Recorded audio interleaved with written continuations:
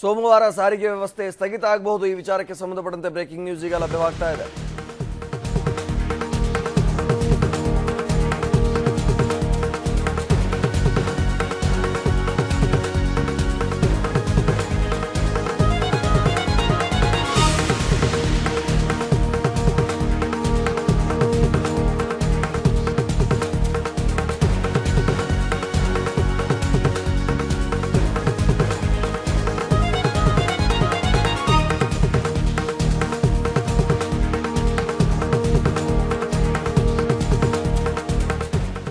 ಬೆಂಗಳೂರಿನ ಜನರೇ, ಸೋಮವಾರ ಮನೆಯಿಂದ ಹೊರಬರಬೇಕಾದ್ರೆ ಒಂದು ಕ್ಷಣ ಯೋಚನೆ ಮಾಡಿ.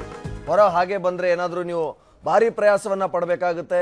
ಯಾಕಂದ್ರೆ ಆಫೀಸು ಸರ್ಕಾರಿ ಕಚೇರಿಗಳಿಗೆ ನೀವು ತೆರಳುವಂತಹ ಸಂದರ್ಭದಲ್ಲಿ ಬಹಳಷ್ಟು ಕಷ್ಟಪಡಬಹುದು. ಯಾಕಂದ್ರೆ ಅವತ್ತಿನ ದಿನ ಇಡೀ ಬೆಂಗಳೂರಿನಲ್ಲಿ ಸಾರಿಗೆ ವ್ಯವಸ್ಥೆ ಬಂದ್ ಆಗಬಹುದು ಅನ್ನುವಂತಹ ಮಾಹಿತಿ ಈಗ ಲಭ್ಯವಾಗ್ತಾ ಇದೆ. BMTC ಸೇರಿ 50ಕ್ಕೂ ಹೆಚ್ಚು ಸಂಘಟನೆಗಳಿಂದ ಬಂದ್ಗೆ ಈಗ ಬೆಂಬಲವನ್ನ ಸೂಚಿಸಲಾಗಿದೆ. ಒಂದ್ ಕಡೆ ಓಲಾ ಟ್ಯಾಕ್ಸಿಗಳೇನಿದಾವೆ, ಊಬರ್ ಆಗಿರಬಹುದು, ಆಟೋ ರಿಕ್ಷಾ ಆಗಿರಬಹುದು, ಸಾರಿಗೆ ಬಸ್ ಓಡಾಟ ಅನುಮಾನ ಅಂತ ಹೇಳಲಾಗ್ತಿದೆ. ಪ್ರವಾಸೋದ್ಯಮ ವಾಹನಗಳು ಕೂಡ ಸಂಚಾರ ಮಾಡೋದಿಲ್ಲ. ಇದರ ಜೊತೆಗೆ ಕರವೇ, CPM, JDS ಸೇರಿ ಹಲವು ಪಕ್ಷ ಮತ್ತು ಪಕ್ಷೇತರ ಸಂಘಟನೆಗಳು ಬೆಂಬಲವನ್ನ ಸೂಚಿಸಿವೆ. ಇದು ಒಂದೇನೆಂದರೆ, ಈ ಪೆಟ್ರೋಲು ಡೀಸೆಲ್ ಬೆಲೆ ಕಳೆದ 4 ವರ್ಷದಿಂದ ಯಾವ ಲಂಗು ಲಗಾಮಿಲ್ಲದೆ ಜಾಸ್ತಿ ಆಗ್ತಾ ಇದೆ. All petroleum products. ಅದು ಹೆಚ್ಚಿನ ಡೈರೆಕ್ಟ್ ಎಫೆಕ್ಟ್ ಆಗೋದು ನಮಗೇನೆ. ಈ ಸಾರಿಗೆ ನಿಗಮಗಳು 68 ಸಾರಿಗೆ ನಿಗಮಗಳು ಇಡೀ ದೇಶದಲ್ಲಿ. ಅಲ್ಲಿ ₹1 ಜಾಸ್ತಿ, 1 ಪೈಸೆ ಜಾಸ್ತಿ ಆದರೆ ಇಮಿಡಿಯೇಟ್ಲಿ ನಮಗೆ ಕಾಸ್ಟ್ ಜಾಸ್ತಿ ಆಗುತ್ತೆ.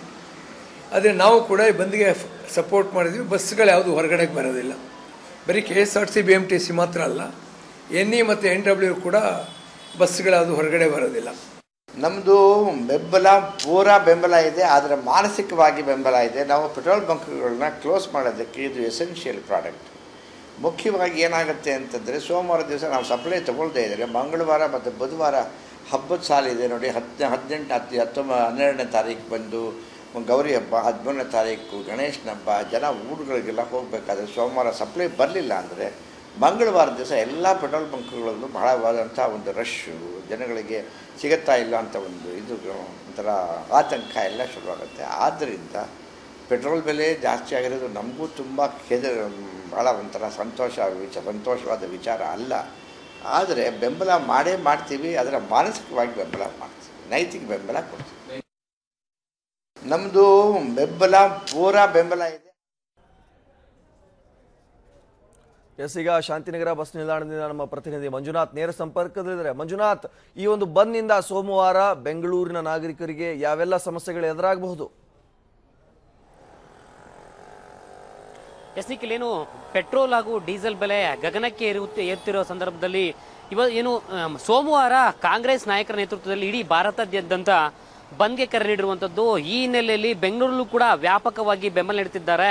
ಅಂದ್ರೆ ಸಾರಿಗೆ ಇಲಾಖೆಗಳಾಗಿರ್ತಕ್ಕಂಥ KSRTC ಆಗ್ಬೋದು, BMTC ಆಗ್ಬೋದು, ಲಾರಿ ಮಾಲೀಕರಾಗ್ಬೋದು, ಮತ್ತೆ ಪ್ರವಾಸೋದ್ಯಮ ಇಲಾಖೆ ಕೆಲವೊಂದು ವಾಹನ ಆಗಿರ್ಬೋದು, ಸಂಪೂರ್ಣವಾಗಿ ಬಂದ್ಗೆ ಬೆಂಬಲ ಸೂಚಿಸಿರುವಂತದ್ದು. ಹೀಗಾಗಿ ಸೋಮವಾರ ಬಹುತೇಕವಾಗಿ ನಗರದಲ್ಲಿ ಸಂಚಾರ ಮಾಡ್ತಿರ್ತಕ್ಕಂಥ ಎಲ್ಲಾ ಸಾರಿಗೆ ನಿಗಮಗಳು ಕೂಡ ಸಂಚಾರ ಮುಕ್ತವಾಗ್ತಿರುವಂತದ್ದು. ಜೊತೆಗೆ ಲಾರಿ ಮಾಲೀಕರು ಕೂಡ ಹೇಳ್ತಿರ್ತಕ್ಕಂಥದ್ದು ನಮಗೆ ಈ ಒಂದು ಪೆಟ್ರೋಲ್ ಹಾಗೂ ಡೀಸೆಲ್ ಬೆಲೆಯಲ್ಲಿ ಸಾಕಷ್ಟು ಏರಿಕೆ ಆಗ್ತಿರೋದ್ರೂ ಕೂಡ ನಮಗೆ ದಿನನಿತ್ಯದ ಸಂಚಾರಕ್ಕೆ ಅಡಚಣೆ ಆಗ್ತಿದೆ. ಕೆಲವೊಂದು ವಿಚಾರದಲ್ಲಿ ಲಾಭದಾಯಕ ಮಾಡ್ಲಿಕ್ಕೆ ನಮಗೆ ಅವಶ್ಯಕತೆ ಇಲ್ಲದಿದ್ರು ಕೂಡ ನಾವು ಲಾಸ್ ಆಗ್ತಿದ್ದೇವೆ. ಪೆಟ್ರೋಲ್ ಹಾಗೂ ಡೀಸೆಲ್ ಬೆಲೆ ಏರಿಕೆ ಮಾಡ್ತಿದ್ದ ಕೇಂದ್ರ ಸರ್ಕಾರ ವಿರುದ್ಧವಾಗಿ ನಮ್ಮ ಧಿಕ್ಕಾರವನ್ನ ಹೇಳ್ತೇವೆ ಅನ್ನುವಂತಹ ಮಾತು ಷಣ್ಮುಗಪ್ಪ ನೇತೃತ್ವದಲ್ಲಿ ಇವತ್ತು ಸಭೆ ಮೂಲಕ ಹೇಳ್ತಿರ್ತಕ್ಕಂಥದ್ದು. ಲಾರಿ ಮಾಲೀಕರ ಅಸೋಸಿಯೇಷನ್ ಷಣ್ಮುಗಪ್ಪ ಹೇಳ್ತಿರ್ತಕ್ಕಂಥ ಜೊತೆಗೆ KSRTC ಹಾಗೂ BMTC ಎಲ್ಲಾ ಸಾರಿಗೆ ನಿಗಮಗಳ ಅಧ್ಯಕ್ಷರು ಕೂಡ ಹೇಳ್ತಿರ್ತಕ್ಕಂಥದ್ದು ನಾವು ಈ ಒಂದು ವೇಳೆ ಬಂದ್ ಮಾಡದೇ ಇದ್ರೆ ಪೆಟ್ರೋಲ್ ಆಗ್ಬಹುದು, ಡೀಸೆಲ್ ಆಗ್ಬಹುದು,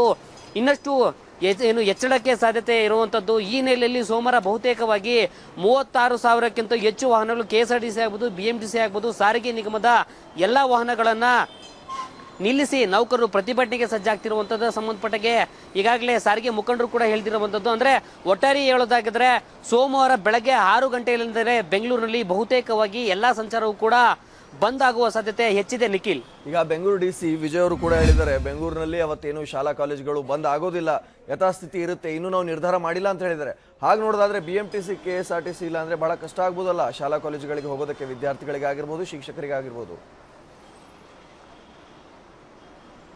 ಖಂಡಿತ ಹೌದು ನಿಖಿಲ್. ಅಂತಂದ್ರೆ ಬೆಂಗಳೂರಿನಲ್ಲಿ ಪ್ರಮುಖವಾಗಿ ಶಾಲಾ ವಿದ್ಯಾರ್ಥಿಗಳಿಗೂ ಕೂಡ ಒಂದಷ್ಟು ಸೇವೆಯನ್ನು ಸಲ್ಲಿಸಿರ್ತಕ್ಕಂಥ BMTC ಕೂಡ ಮಕ್ಕಳಿಗೆ, ಶಾಲಾ ಮಕ್ಕಳಿಗೂ ಕೂಡ ಏನು ಸಾರಿಗೆ ವ್ಯವಸ್ಥೆಯನ್ನು ಕಲ್ಪಿಸಿರ್ತಕ್ಕಂಥದ್ದು. ಈ ಒಂದು ವಿಚಾರದಲ್ಲಿ ನೋಡೋದಾದ್ರೆ ಇವತ್ತು ಬೆಂಗಳೂರು DC ಜಿಲ್ಲಾಧಿಕಾರಿ ಒಂದು ಸುದ್ದಿಗೋಷ್ಠಿ ಹಮ್ಮಿಕೊಂಡಿರುವಂಥದ್ದು.